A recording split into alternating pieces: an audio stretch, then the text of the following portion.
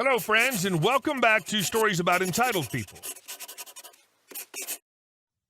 What an awful and ignorant woman. Can't even wrap her sad little mind around the fact that someone with an Indian background could be born and raised in the U.S. and American. But before we dive in, make sure to hit that subscribe button, smash the like if you enjoy the content, and ring that notification bell so you never miss a juicy story. Entitled lady can't pay half market rate. Alright, so some background. I'm an Indian American woman who was born in the United States and am very close to graduating with my secondary teaching degree and psychology degree. I'm state board certified, have my secondary education teaching license, and am about to finish up with my student teaching. I currently teach music classes, guitar, violin, flute, piano, ukulele, virtually and in person.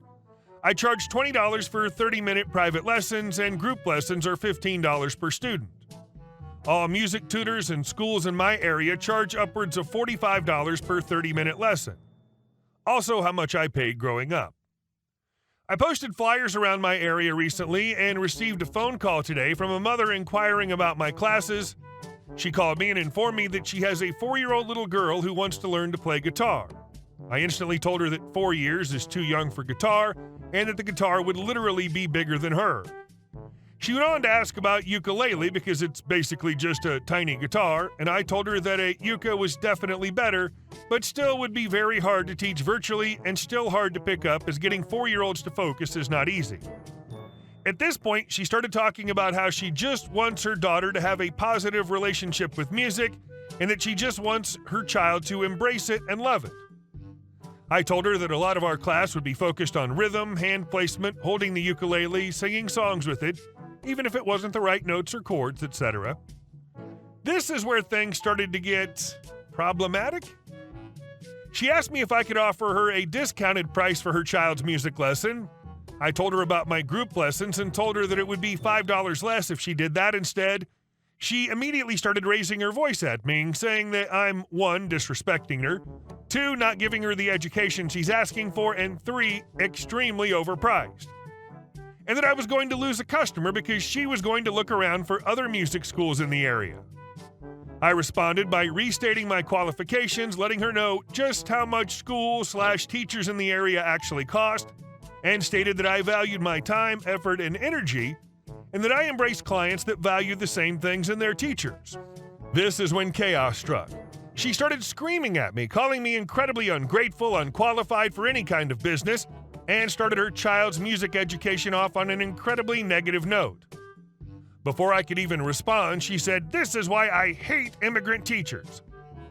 At this point, I instantly ended the call, blocked the number, and am now incredibly grateful that I don't have her as a client. If she wants her kid to have a good relationship with music, she doesn't have to start with music lessons. Just play music. Take the kid to live performances that are family-friendly. Have them watch musicals. And while I don't know much about music teaching, 4 years old seems way too young to start. You dodged a bullet, OP. And our second story. I don't want the lunch size. I used to work as a server at Olive Garden when I was in college a few years back. There was this guy, Jay, who worked as a busser during the time who latched onto me as a friend, mainly because I was nice to him and all the other servers ignored him. He was kind of a weird guy, smelled like he didn't wear deodorant and had strong political opinions. But I'd ask him how his day was going and listen to him when he talked to me, mostly because I was raised to be nice and inclusive. There was one day I didn't have class and my manager asked if I could cover for someone who had to leave due to an emergency. So since I was broke, I figured I could use the extra bucks. I came in around 1 p.m. and as soon as I walked in the door, Jay came up to me and without even a "hey man" or a "hello," he just says, "Will you buy me lunch today?" I was a little frustrated that he just asked without even greeting me and asked him why he couldn't get it himself. He was saying how since he gets paid every 2 weeks, he's short on money, but since I'm a server and get tips, he know I'd have cash for making change and stuff. Rude, but whatever. We did get an employee discount on food, so it wouldn't be too expensive. I asked him what he wanted, and he said the chicken Alfredo. I don't know if y'all know, but Olive Garden is expensive, so even with my discount, that was going to be like $13. I tell him fine, but don't expect me to do this all the time, and he runs off into the kitchen all excited without even thanking me. Like, dude, what? It was lunch and we were running a soup and half pasta meal, so I figured I'd ring that in as an employee meal so I could eat the soup at least. Olive Garden soup is the best. But it was a slower afternoon, so I wasn't crazy busy. 10 minutes later, walks up to me and says to me, "Hey man, they made it a small portion. Can you them to make it a full size or send in another so I can get two?" I was pissed. I told him, "Nah man, I got your lunch. I'm broke too, so you can take it or leave it," and went back to my tables. He came up to me later and was talking in a joking manner about how he saw that small plate of pasta and was like, "Nah, I'll just leave it, haha."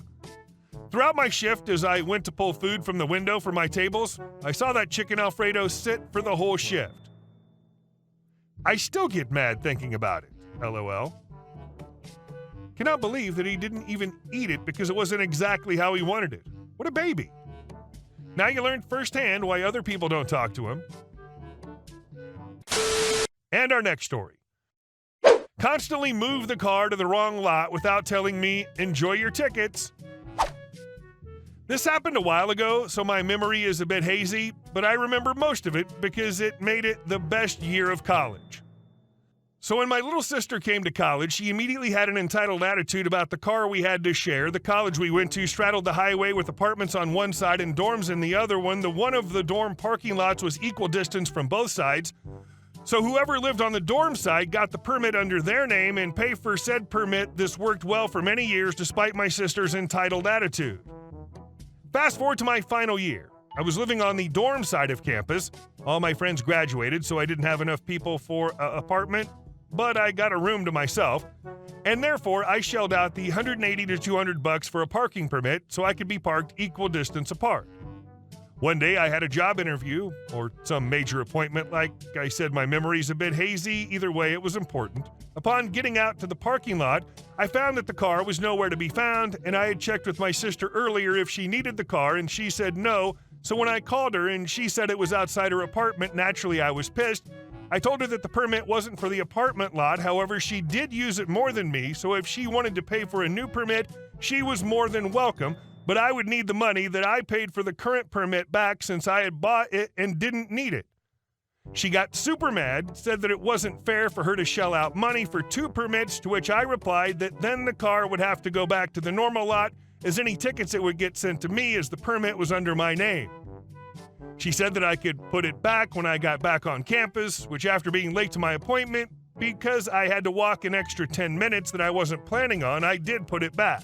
Fast forward another few weeks, I go to the parking lot again to find that she had apparently moved the car again. Upon calling her, she told me that the car had been parked there for 2 weeks with no tickets. I finally lose it and discuss the matter with my parents, the only people she truly fears, and I clearly state that I don't care if she parks there, but she either needs to pay me back and buy a new permit, or she can pay for tickets and put up with me moving the car back to the proper lot every time I use it. Naturally, the agreed and told her the option she refused to buy a permit, and every time I used the car, I would park it in the back of the normal lot where all the water pools when it rains. Here comes the really petty revenge. Having to make an extra long walk, unexpected walk to a car surrounded by water wasn't making a big enough point. I realized that the only way to get her point across was money. My sister had apparently been right about the car not getting tickets despite not having a permit for that lot. However, there was one thing she didn't know.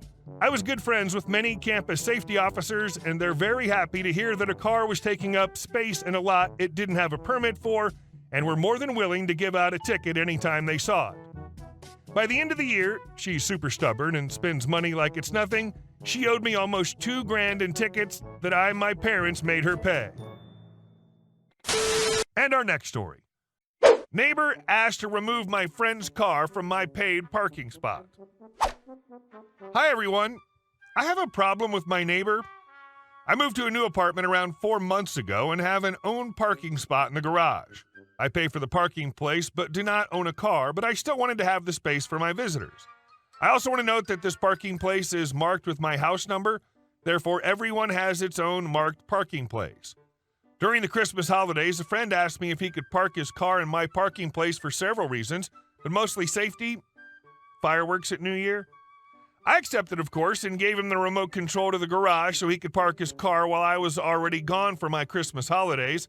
Apparently, my neighbor, who started to make weird comments since the day I moved in, saw him parking the car and asked several questions like if he's living in the building, to which my friend said no, but my friend lives here and I will leave my car only over the holidays. The neighbor told him that he cannot do that, as only tenants/apartment owners can park their own cars in the garage. I didn't take it seriously and told my friend to go ahead and leave it there. The said neighbor never approached me himself about the issue. Now, my friend put his car again in the garage as he's gone for a longer time. Today, I received an email from my landlord saying he got a complaint by my neighbor and that I have to remove the car as, according to the house rules, it's only allowed to park cars of formal residents. I went through my rental contract, house rules, and general provisions, but nowhere in it stated that only the cars owned by the tenant/landlords can park in the parking spot. I communicated this to my landlord and he agreed with me and stated he also didn't find anything in the documents, but apparently there's one document from the POA concerning shared rules for all owners and users, and he has to go through that document.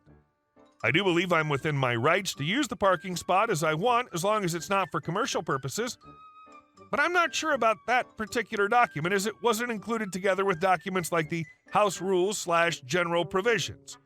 Overall, my landlord is super understanding and thinks as well that my visitors can park in my spot, but I feel like my neighbor will not let this go. Edit. I should clarify, the said neighbor is kind of the head person of the committee or group that makes sure the house rules are applied, and my landlord said that they can formally object to the idea that I let my friend's car stay on my spot. And our last story. Neighbors tried to cut our tree down. So me and my partner, 23 and 25, have just recently bought our first home together. One of the things I really liked about the house was that it has a large back garden, especially for the area we live in, and in it is a very big apple tree. This thing looks to be about 70 or 80 years old, which I was very excited about. On moving in day, our next door neighbors, mid-50s-ish, asked if we could cut the overhang off that's hanging into their garden. We agreed, but told them it's not the right time of year to cut branches off trees, and we'd handle it close to autumn when you're meant to. But in the meantime, if they wanted to cut any that were causing problems for them, they could, as I know that by law in the UK, you can cut a neighbor's tree if it hangs into your garden, but only what hangs into the garden and only from your own side of the fence. They pestered us a few times in the now 8 weeks we lived here, asking when we're going to sort it, but we've told them many times that's not our top priority. The house needs a rewire and a new kitchen. This weekend, we went away for a couple of days with my family, and while we're there, we got a notification from our security cameras that there was motion in the back garden, and when we looked, they'd let themselves into our garden with a saw to try and cut it down.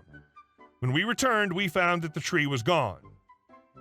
Update. We decided to take legal action. We collected all the evidence, including the security camera footage, and talked to a lawyer. Our lawyer told us we had a strong case for trespassing and property damage. The court process took a few months, but it was worth it. The neighbors tried to defend themselves, but the judge didn't buy their arguments. In the end, the court ruled in our favor. The neighbors were ordered to pay for removing the tree, buying a new one, and giving us extra money for the stress and damage they caused. Hey guys, thank you all for watching the video. I'll see you in the next one.